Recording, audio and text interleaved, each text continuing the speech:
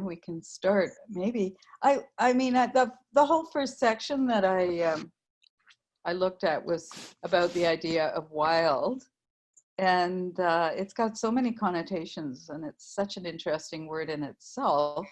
Maybe we'll start with that you want it to be a wild thing.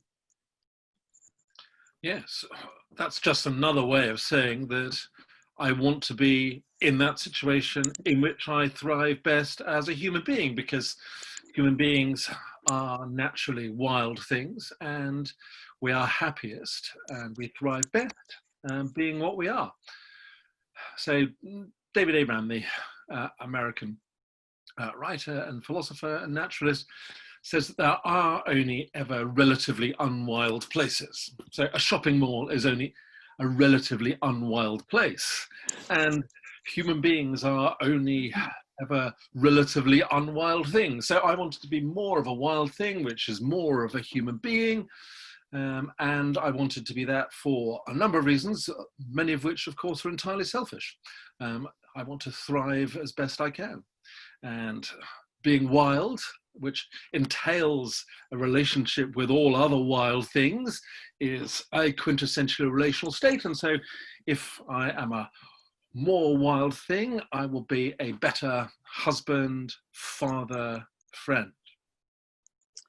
Can you maybe talk a little bit about that part, actually, that how does being wild make you better in those roles? So I'm already diverging from the script.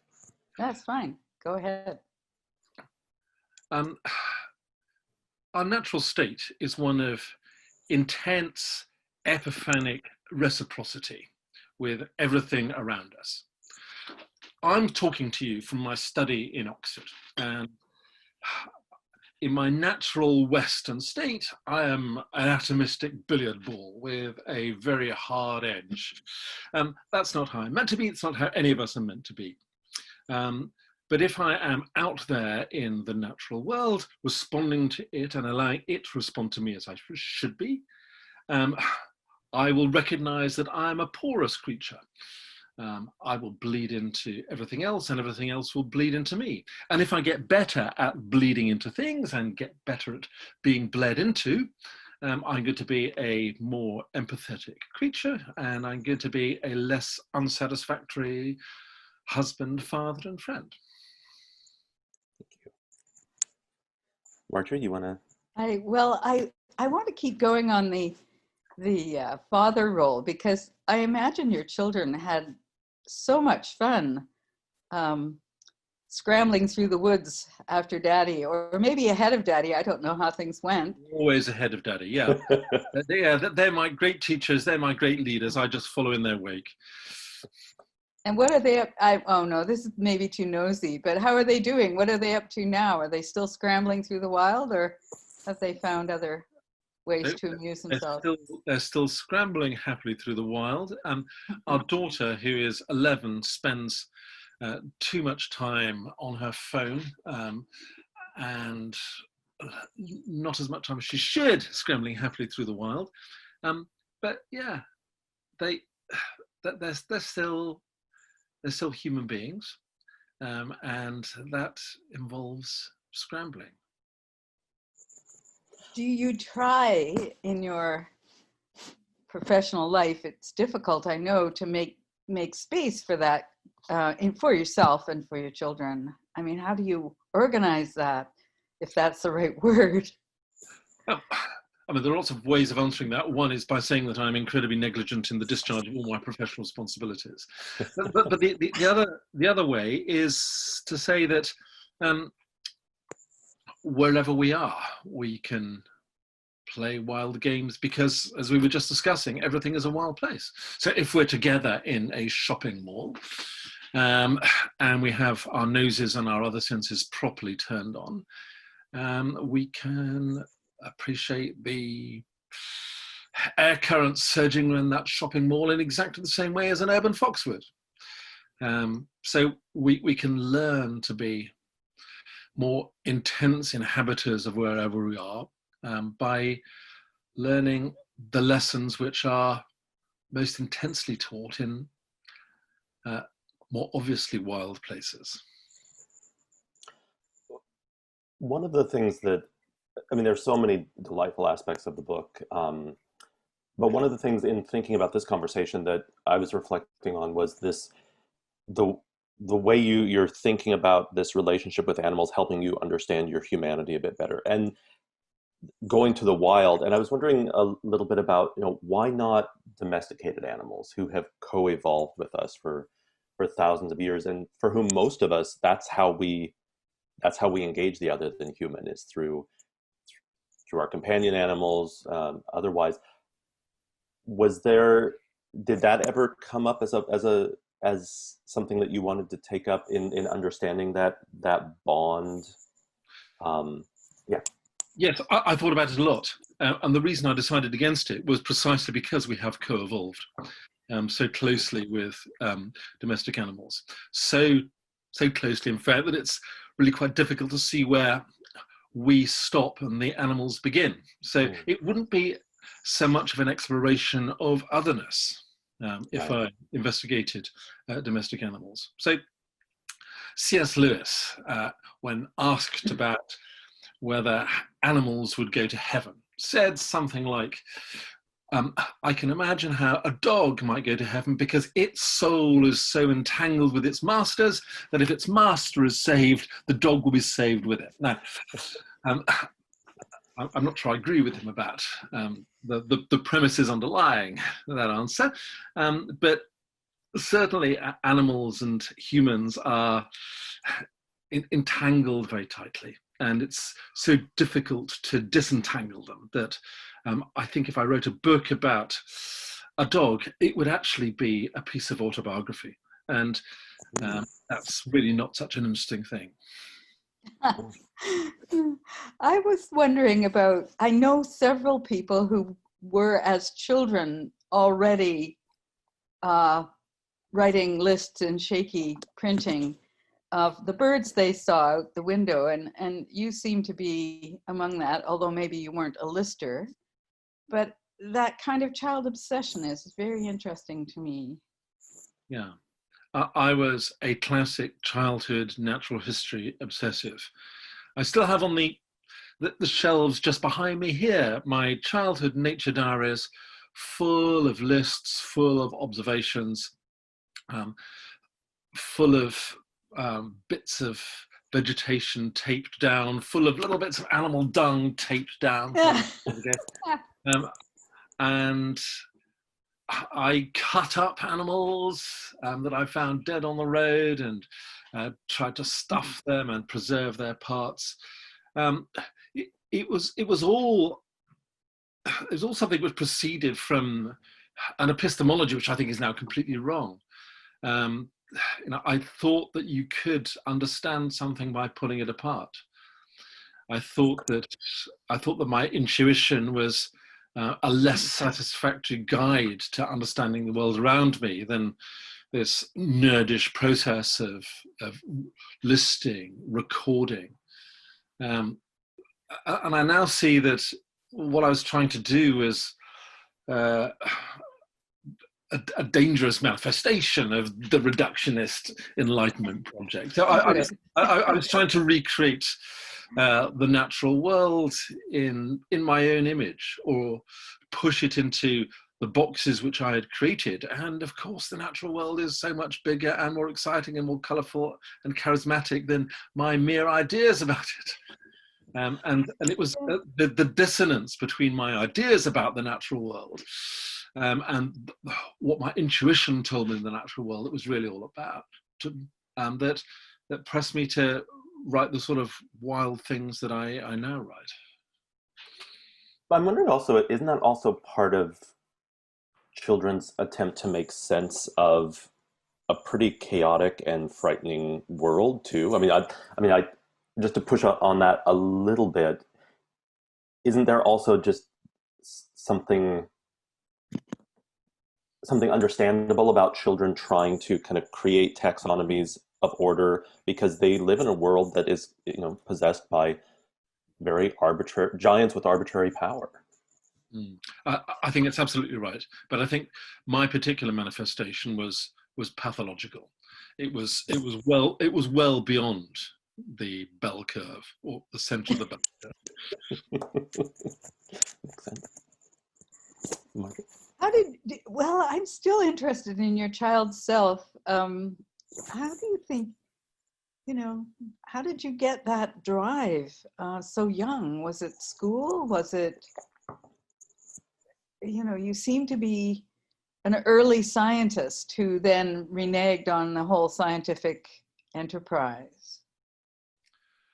We lived right on the edge of a big city in the north of England.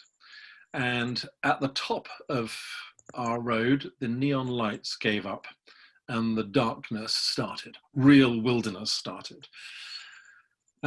So the darkness penetrated into the neon lights, and the neon light penetrated into the darkness. So I never saw the distinction between wildness and non-wildness was a real one.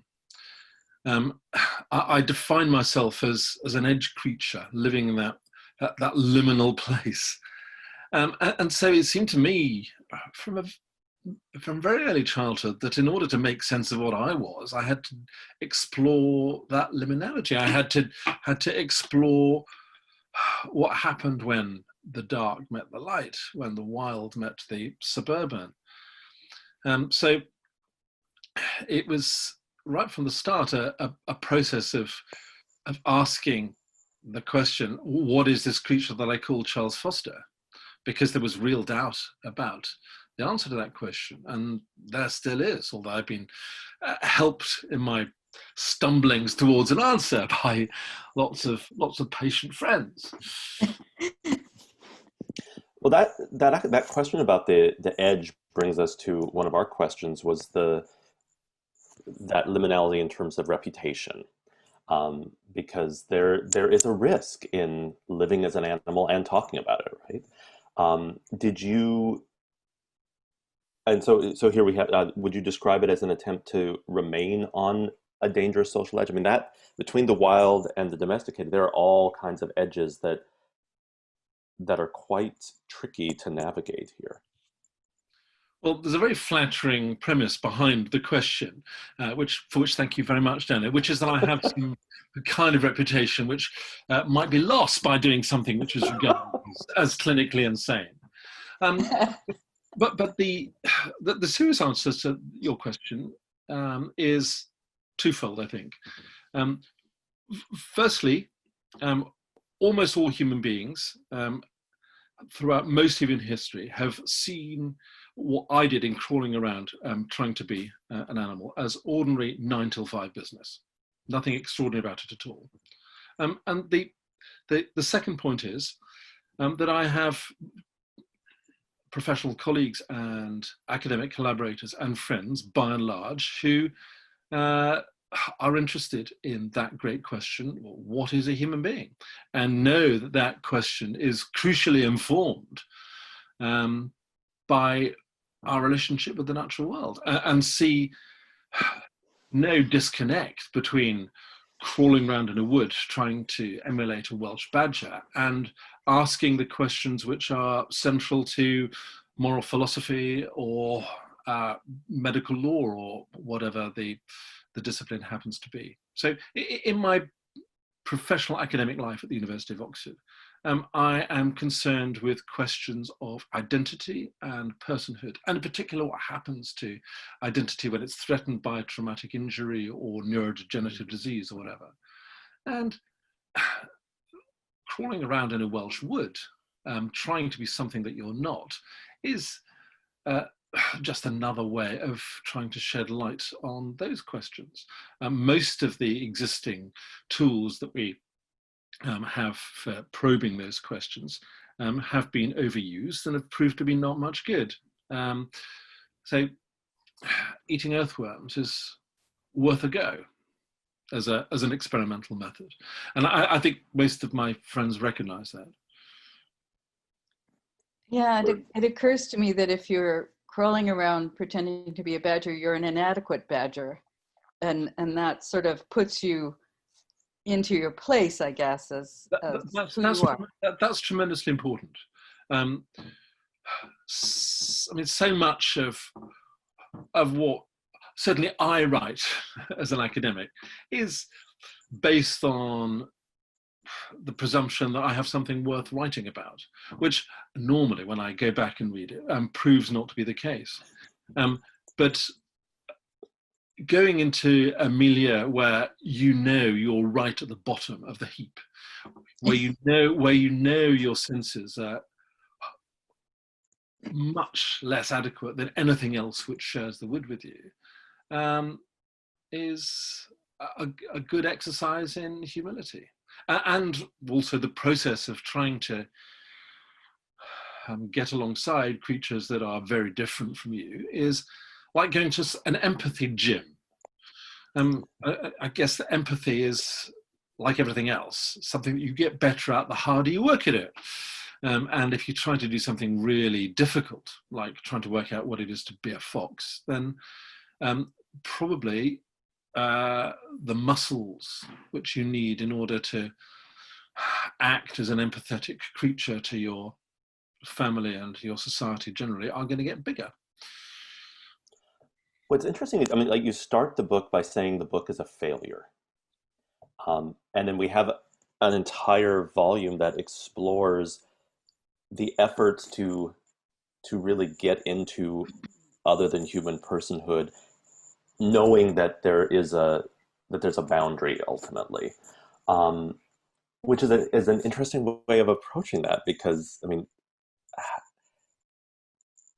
to declare that it's a failure and to explore it as a failure in terms of what that failure can teach us, I think that's a very interesting writing method. And every time I come back to that, I'm like, I understand that, but it's also, there's so much that is really that opens up that exercise of empathy as you described it. So I'm really curious about how we approach these very questions of success, failure, how we achieve what we expect to achieve. Because I would imagine a lot of readers coming to this think, well, he's going to teach me something about being a beast, but like you said, so much of this is about what it is to be human. Mm. So yes, the book is a slam dunk failure. It's an attempt to enter the sensory worlds of non-human species. And I think in all the years that I was working on this, perhaps for 1 millisecond, I got an idea of what it was like to get an olfactory impression of a tree without immediately translating it into visual images about a tree, which are immediately translated into Charles Foster's thoughts about a tree, which have nothing, of course, to do with the tree itself. So the book is a slam dunk failure, but negative results are underreported in science. So failures are well worth writing up. That's my first response. And my second response is that I don't think there's anything necessarily wrong about the method that I used. So the method was basically to try to find out everything I could about the sensory apparatus of these non-human animals and how their inputs were processed centrally, and then go out and, making allowance for the fact that I'm not one of them, try to work out what their worlds are like. Now, because I am tyrannized by language, and because language is not, so far as we know, a medium which any of these species use, my failure was more abject than that of many people. So this book could be repeated and be a much greater success if it were done by a less linguistic person than I am, therefore possibly a dyslexic person, probably a woman who is more intuitively aligned to the natural world than most men, because we do tend to concentrate on left brain ways of approaching the world, which are less epistemologically satisfactory, holistic ways of looking at the world. So I don't despair of the method. I just despair of this particular author's application of the method. I think there are two ways I want to take this, and I'll leave the what about, you know, empirical science to one side and go for the other side, which is lots of cultures, certainly in the past, more or less put their young people through what you put yourself through. That is, sticking them in the wilderness alone and saying, okay, you sit there and think about things and see what happens. Right. And I think you touch on shamanism and then sort of back off a bit, which I'm not criticizing, but do you want to talk a little bit more about that idea of how... Okay, well, you're not criticizing my backing off, Margery, but I'm criticizing it. Looking back on it, it seems to me to be very cowardly. And I've tried to do better in the book that I've just finished, which has a good deal about shamanism in it and involves lots of shamanic experiences of my own. But at the time that I wrote Being a Beast, my own exposure to shamanism had been very limited and had been completely terrifying. And I really didn't want to revisit it. By shamanism, I mean here the process of shuttling between worlds, I guess.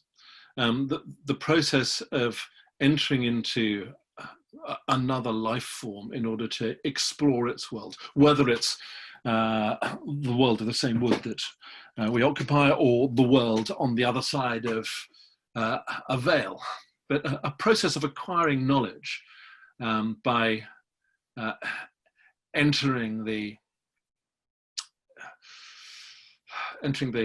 psyche, entering the body, entering the persona of somebody other than yourself in order to get to realms which you wouldn't otherwise be able to visit, wherein knowledge which you otherwise wouldn't be able to appropriate lies. Now, what I was doing in Being a Beast was a really pitiful half go at that. So I was saying, look, I'll try to work out what their noses and their ears tell me, but I'm not going to try to enter their body and inhabit their mind. And if I'd had the nerve, it would be a book in which I tried to do that. I'm wondering if you could maybe talk a little bit, you know, we're talking about shamanism in a particular context, but I want to bring it back a little to the point you just brought up about, you know, if you inhabited a different social position, yeah, the book would have been, you know, might have been more successful in certain ways. But I'm wondering also about the social costs of inhabiting those other positions as well. I mean, we're talking about being a beast, but, you know, lots of people are vilified and diminished and oppressed through comparison with beasts. And I was wondering if you could maybe talk a little bit about, you know, maybe what social position afforded you in terms of the opportunity and the reception of your book. Because I think even with shamanism, there are ways in which, I mean, traditional spirituality is still pathologized in a lot of the West, unless it's a white Westerner who's doing it, right? Right. So, being white and male and middle class and having the University of Oxford on my headed notepaper makes it undoubtedly a very great deal easier to say a lot of the things that I said. You're absolutely right that comparisons with beasts, in inverted commas, are often used to vilify humans. And my way of trying to deal with that evil is by trying to point out, in the various ways that I do in this book, that in many ways the beasts that you use to vilify humans by comparison are actually fantastically superior to you white middle class males, right? They relate to the world in a much more satisfactory way. They're much more at home in the world. They construct their view of the world on the basis of much more information and much less distorted information. So this is, in one way, an attempt to rehabilitate the notion of the beast. It's an attempt to say, look, animals are wonderful, from which it follows, or should follow, that if you say that the man next door is an animal, you're paying him a compliment. I'd like to pick up, I love this line of thought, maybe we can get back to it, but all right, now we're faced with the inadequacies, the total inadequacies perhaps of empirical science, and yet is there a way to improve the ways in which the West has decided to ground its thinking, where anthropomorphic is a bad word for scientists? Yeah, there are many ways that we can improve. Just to deal first of all with your specific point about anthropomorphism. Anthropomorphism, although I'm rude about it in the book, is an over-maligned word. Anthropomorphism is a good first guess as to how animals feel and otherwise relate to the world. We share with all of the species that are looked at in this book, all of our evolutionary history, and most of our physiology and biochemistry. So it'd be very, very surprising if our view of the world didn't overlap in some ways with their view of the world, and it's plain that it does. So I do want to rehabilitate anthropomorphism, but generally, the scientific project has fallen prey to a suffocating, sclerosing fundamentalism. The fundamentalism of material reductionism. That idea which says that there is only matter, when in fact we have no idea what matter is. And insofar as we do have an idea what matter is, it seems to behave in ways which can only be described using the language of mystery, using the language of religion. The quantum physicists understand this, but the biologists by and large don't. So I have a large number of professional biologist friends here in Oxford, and they live a strange, divided life. 9 till 5, they are in the lab, signed up to the idea that there are no souls, that everything can be explained in terms of their tiny number of reductionist algorithms. And then they come home, and as soon as they come through the door, they look their dog in the eye, and they know that their dog has a soul, and they know that there's a real connection between them and their dog, which all their paradigms deny the possibility of. They know that their relationships with their spouses and children, who they then go into the kitchen to hug, cannot be explained in terms of reciprocal altruism or kin selection or anything akin to that. I want these people to come out. I want them to live integrated lives, and it follows from there. I want them to take the canons by which they live their personal and poetical 5 to 9 lives back into the laboratory, and see what that does to their exploration of the natural world. Because the natural world is a strange and challenging and mysterious place, and we need all the languages that we can possibly have in order to grope towards our description of what it's like. So that the language of science, yes, absolutely. Partial differential equations, Darwinian evolution, the whole lot. But to suggest that those do a completely thorough job denotes a real misunderstanding of the wonder of the world. I'm really taken by that moment you're talking about. You come home and you're looking at you and your dog have that moment, that exchange of recognition. So we talked a lot about how humans perceive animals here, and that anthropomorphism is an attempt to get to that, and maybe this kind of also speaks a little bit to that, what you're asking of your biologist friends. But what about how animals perceive us? Because one thing, we're talking very much about this as being a very, I think, a very beautiful, lots of transcendence. But as you also talked about in your own kind of, some of your other experiences have been quite terrifying.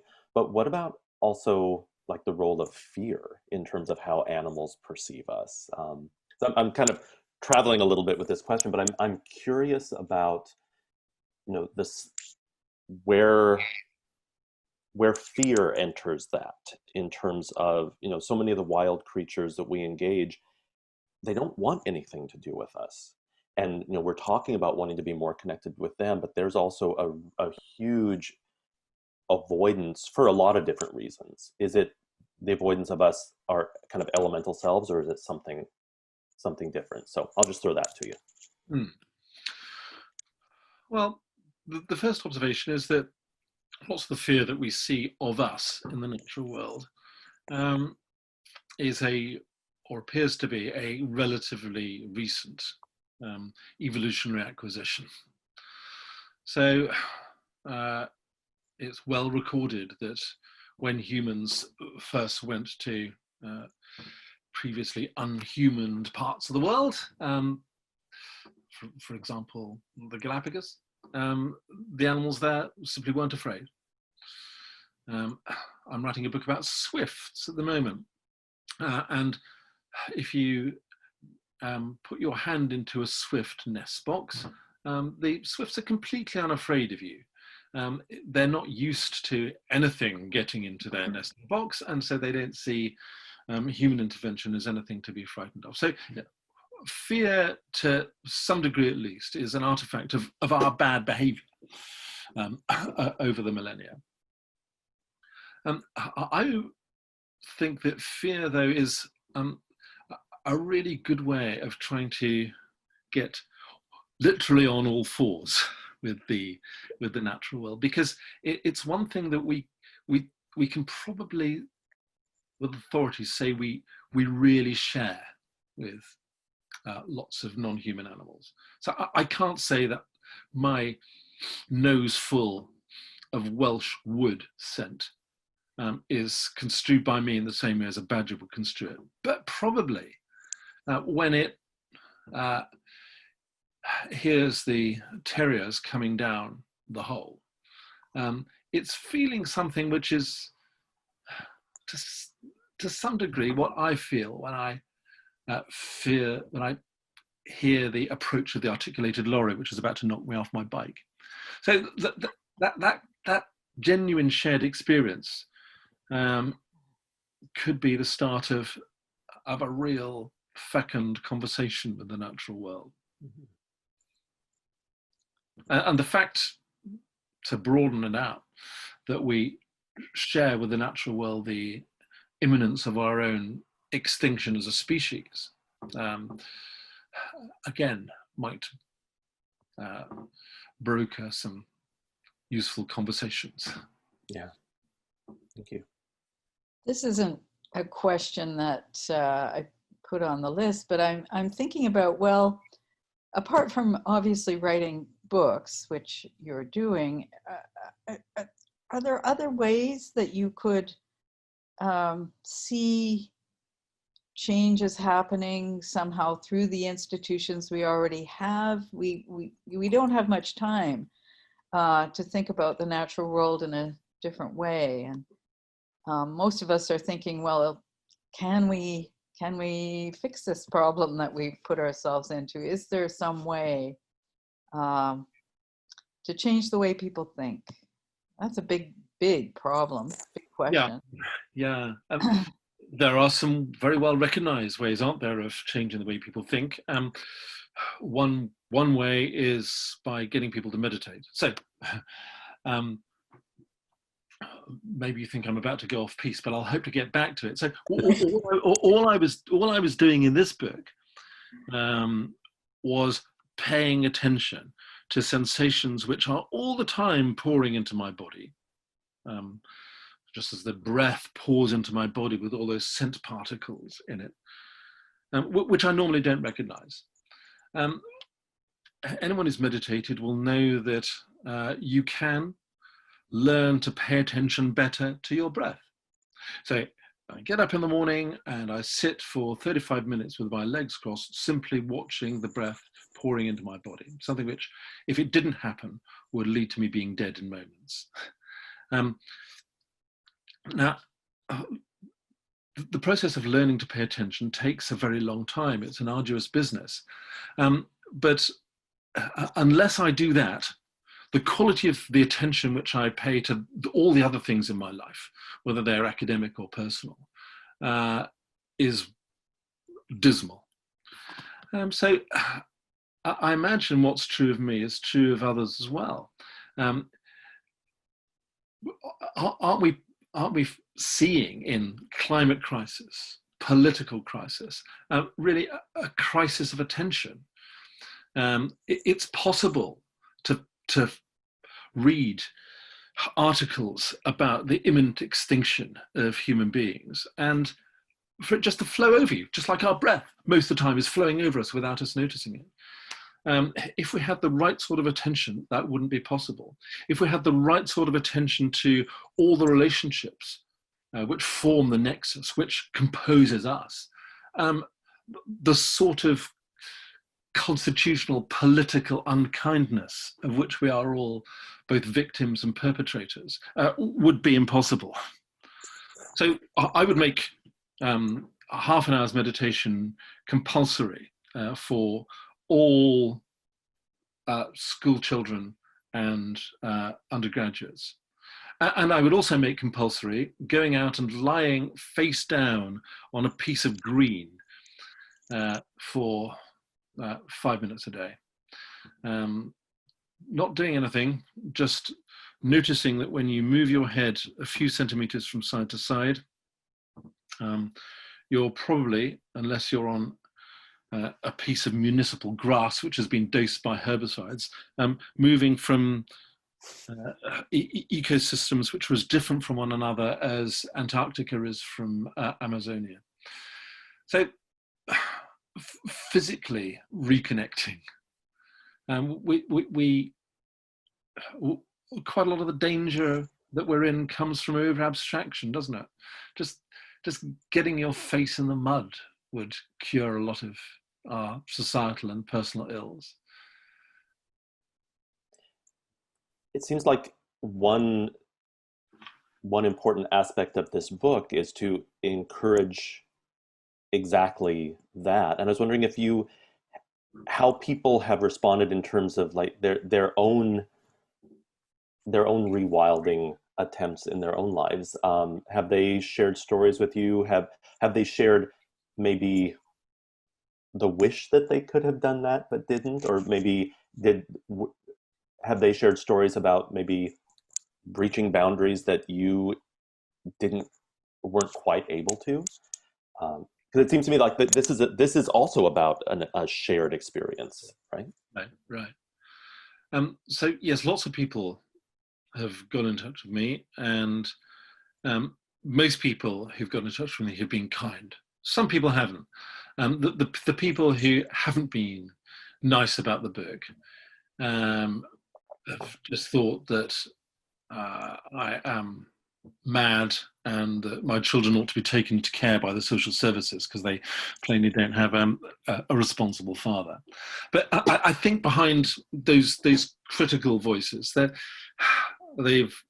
I detect, although I would, wouldn't I? A fear of being reminded of where we've come from. You know, rather like the rich man who was born to a poor family doesn't like to be reminded of his humble roots. What we don't like to be reminded that we share almost all our DNA with birds. We feel that somehow that diminishes us. So those are the hostile voices, but relatively few of those. Lots of people have come and said, as you anticipated, I would love to do this, but I can't, which is so silly. all that it involves is sitting in a wood and sniffing. Everybody can do that. Everybody should do that. Lots of people have come and said that they've changed their own practice. That they are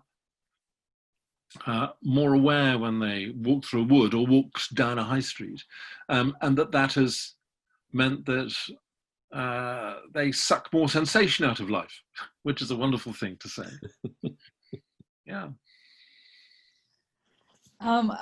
You did mention that you're writing a book about Swifts, but you're also writing other books. I don't know how you find the time, but could you talk about what projects you're involved in right now that relate to this one or not, if you wish? So the book in which I write a lot about shamanism is a book which is going to come out next year in the UK and the US. And it's going to be called Being a Human. And it looks at what seem to me to be three pivotal stages in the evolution of human consciousness. So the Upper Paleolithic period, when our relationship to the natural world was a much more intimate one, when we defined ourselves much more in terms of our relationships with non-human animals than we do now. And then the Neolithic, when our relationship with the natural world changed, when we started to draw lines across the land, when we started to see natural creatures and natural plants as resources rather than fellows, when power and status started to enter the human equation, and then the Enlightenment. And I've already said in our discussion just now some of the rude things about the Enlightenment that I say in that book.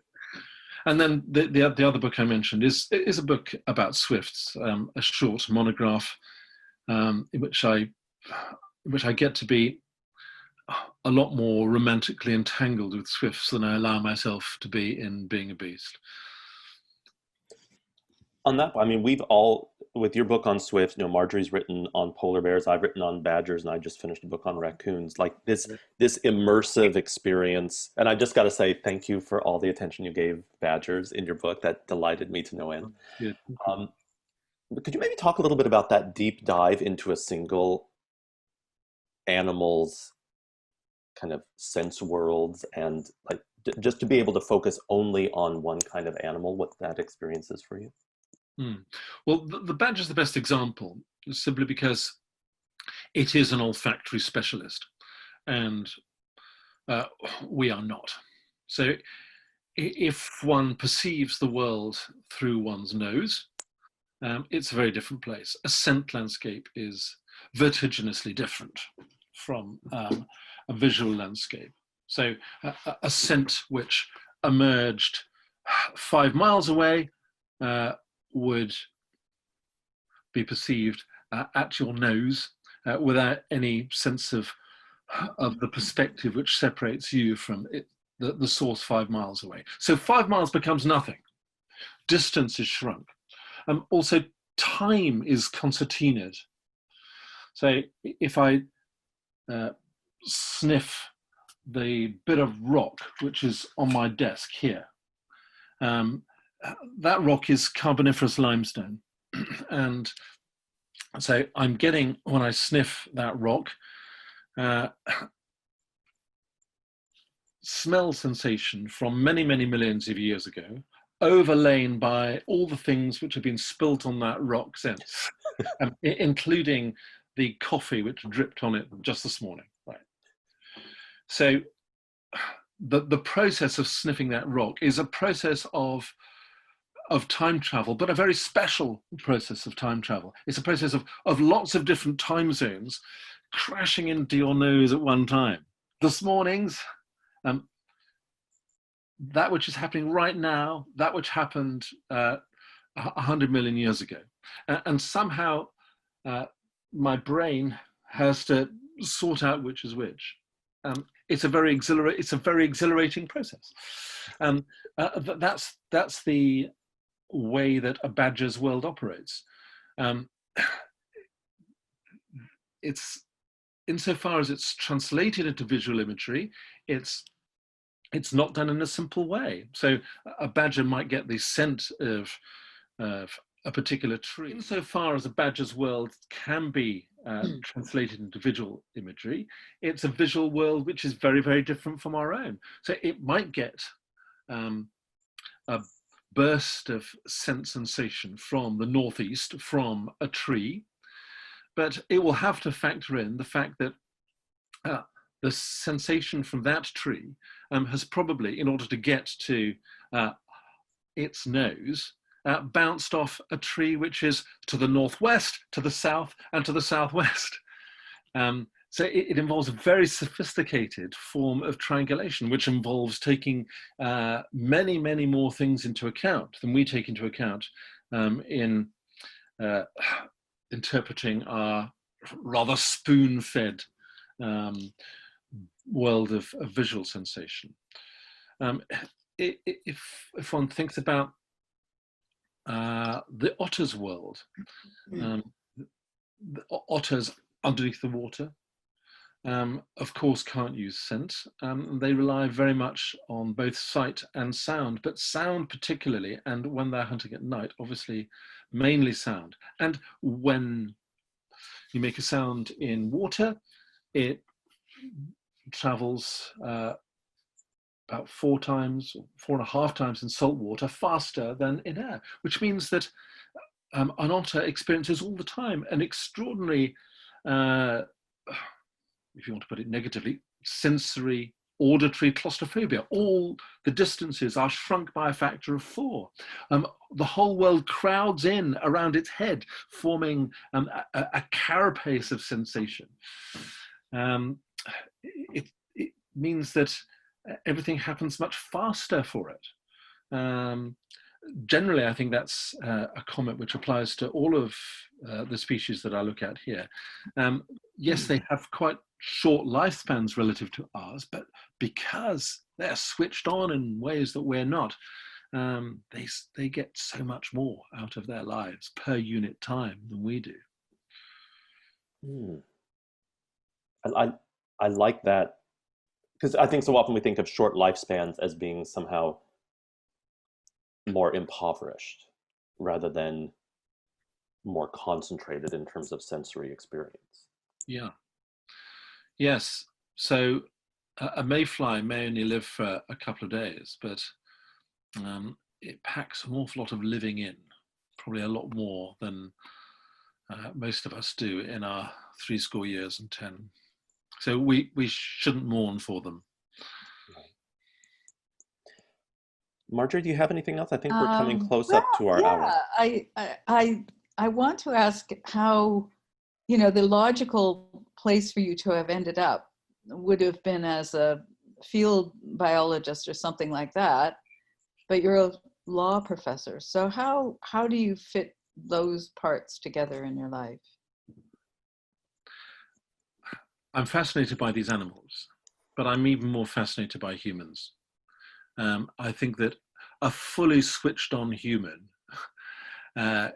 can get an awful lot more out of a wood than even the most charismatically switched on badger. I have a very high view of human beings. I think they're wonderful. I think they're amazing. And since I happen to be one, it seems logical to try to make the most of the insights into human living that I have, because they are always going to be greater than the insights that I can have into badger thriving. And quite an important part of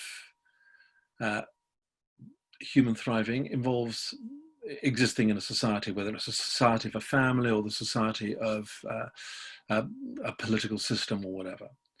And those are the bits of law which I spend my time pondering.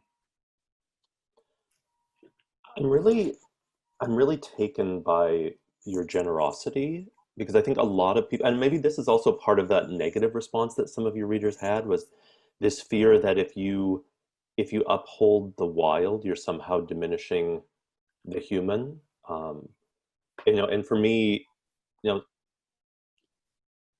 I'm not always happy with humanity. Like there's, and I know in talking with other folks, this idea of kind of going wild as a way of escaping what it is to be human, rather than to more fully immerse oneself in humanity.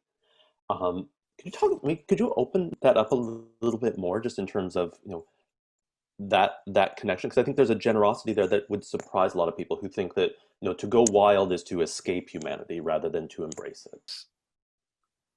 So Darwin told us 150 years ago or so that we have lots of non-human cousins. In order to understand what we are, we need to understand our cousinhood with those creatures. And it has always seemed to me to follow from that the closer we get to non-human animals, the more likely we are to be able to understand ourselves properly. I feel sorry for humans, because we seem to be missing out on so much, not just sensation, but also modes of existence which are far more akin to what we really are. So no, I don't curse humans. I curse very loudly a lot of the systems and the pressures which make humans the way they are. So we need urgently a better story about the sorts of creatures we are than we've got. And our stories have been systematically ripped from us, haven't they, over the last 150 years or so, and been replaced by the dominant and pathetic and obviously inadequate one of the free market, which explains nothing about what we really are or what we really feel. And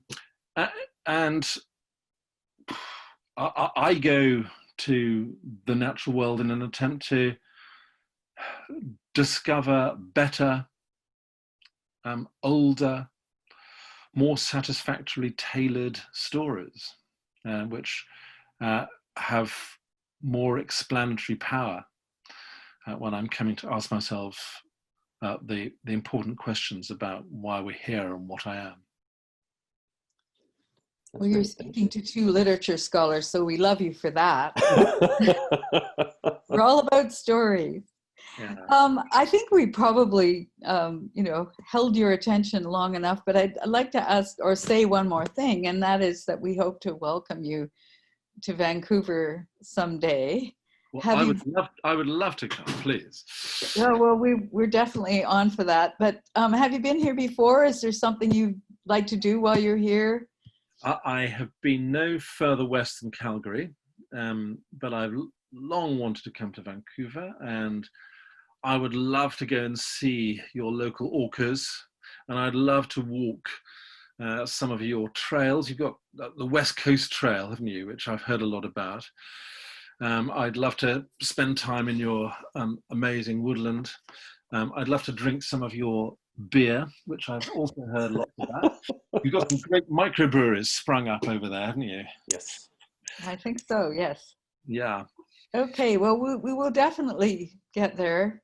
I don't know when, maybe in a couple of years, but thank you so much for sharing your ideas with us, and we look forward to reading your next books plural. Yes. So, well, thank you so much for your interest in this book, and I've thoroughly enjoyed our conversation and have learned a lot from it. Thank you very much.